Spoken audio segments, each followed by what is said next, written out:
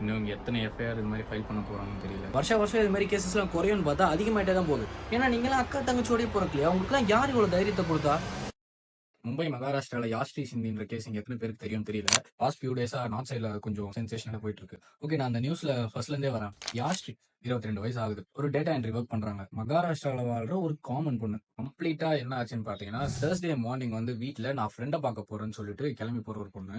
Thursday night ஆகியும் வீட்டுக்கு வரல. ஸோ பேரண்ட்ஸ் என்ன பண்றாங்கன்னா, Friday night I don't know ஒரு நாள் ஃபுல்லா அவங்க என்ன பண்றாங்கன்ட்டு ஃப்ரைடே நைட் போயிட்டு அவங்க கம்ப்ளைண்ட் ஃபைல் பண்றாங்க. 2 டேஸ் கழிச்சு போலீஸ் ஸ்டேஷனுக்கு ஒரு கால் வருது. இங்க இப்படி ஒரு பாடி பார்த்துருக்கோம். அண்ட் எங்களால அத அனலைஸ் பண்ண முடியல. நீங்க வந்துட்டு கொஞ்சம் ஐடென்டிஃபை பண்ணி பார்த்து சொல்லுங்க. எங்களால கண்டுபிடிக்க முடியும்னு சொல்றாங்க.